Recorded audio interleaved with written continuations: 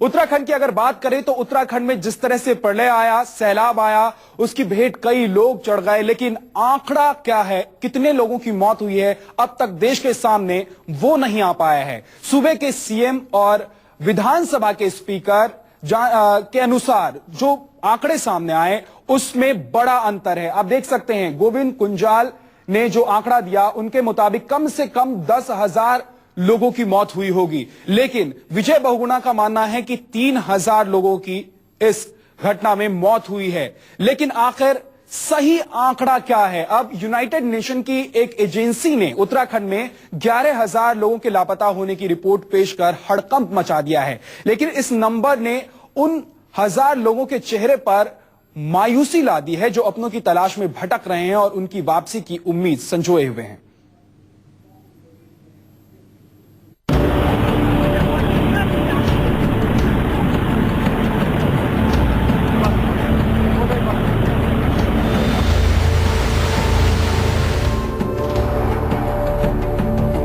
उजड़े उत्तराखंड में जिनकी जान बच गई, उनकी मानी जाए तो हालात दिल दहला देने वाले थे। हर तरफ मौत का मंजर दिख रहा था, हर तरफ कयामत बरपा था, चारों तरफ लाशें ही लाशें थी। मंदिर में, नदियों में, पहाड़ पर, सड़कों पर, हर तरफ मौत का मंजर था।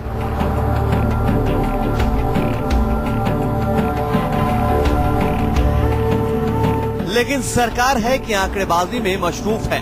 उत्तराखंड के सीएम साहब सिर्फ 3,000 लोगों के गुमशुदा होने की बात कबूल रहे हैं कि 3,068 लोग मिसिंग है, जिसकी कंप्लेंट राज्य सरकार के पास है। लेकिन जब हजारों परिवार अपनों के लिए तड़प रहे हैं तो कोई कैसे इन आंकड़ों पर यकीन करे?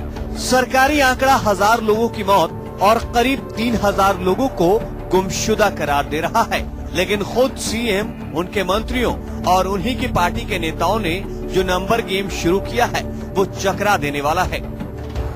अब जो सूचनाएं मिल रही हैं, जो लाशों का ढेर मिल रहा है, जो देख रहे हैं, जो लोग और बता रहे हैं, टेलीफोन कर रहे हैं, उससे मुझे लग रहा है कि अब ये संख्या 10 से ऊपर भी बढ़ सकती है। लेकिन मामला सिर्फ यहीं तक नहीं रुका है। मौत के इन आंकड़ों पर यूनाइटेड नेशन ने सवालिया निशान लगाते हुए नए आंकड़े पेश किए हैं।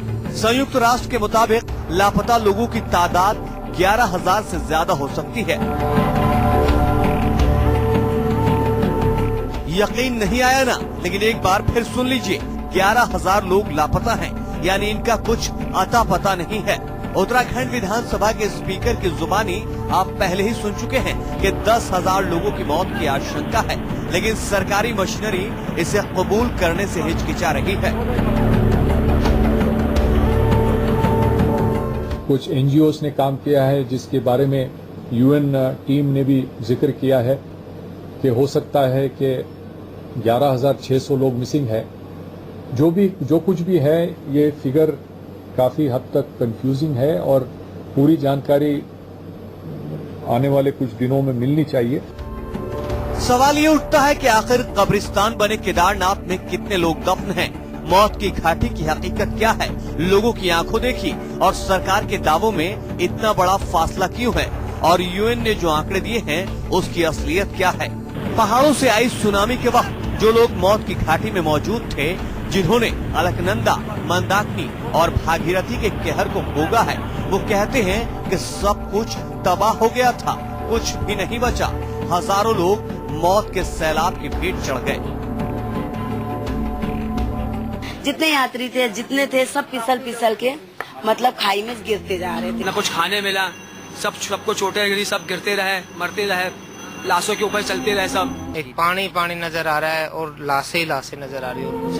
काफी लोग हमारे आगे पीछे हो गए, सब कुछ किसी का कुछ पता ही नहीं। सैलाब से मची तबाही के बाद अब ये बहस करना बेमानी है कि जल प्रलय कितना बड़ा था, तबाही कितने बड़े पैमाने पर हुई।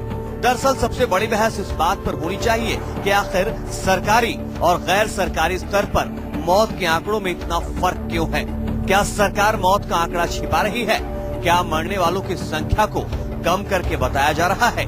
एक बार फिर देख लीजिए कितना फर्क है इन दो बयानों में। अब जो सूचनाएं मिल रही हैं, जो लाशों का ढेर मिल रहा है, जो देख रहे हैं, जो लोग और बता रहे हैं, टेलीफोन कर रहे हैं, उससे मुझे लग रहा है कि अब ये संख्या 10 से ऊपर भी बढ़ सकती है। कि 3068 लोग मिसिंग है, जिसकी कंप्लेंट राज्य सरकार के पास है। देवभूमि पर 4 धाम यात्रा करने वाले तीर्थयात्रियों पर कुदरत पहले ही कहर बरपा चुकी है और अब क्या सरकार उन परिवारों के साथ धोखा कर रही है जिनके अपने दिल में कसक और घबराहट और हाथों में लापता रिश्तेदारों की तस्वीरें लिए दर-दर की ठोकरें खा रहे हैं। क्या इसे उन हजार लोगों के साथ नाइंसाफी नहीं मानी जाए जिन्हें जल प्रलय के 16 दिन बाद भी अपनों की कोई खबर नहीं मिली है। सैकड़ों लोग अभी दिल्ली से देहरादून तक भटक रहे हैं और समझ नहीं पा रहे हैं कि आखिर उनके अपने कहां गए। जिंदा हैं तो अब तक घर क्यों नहीं लौटे, और अगर कहीं शिव के तांडव का शिकार हुए तो उनके शव कहां हैं।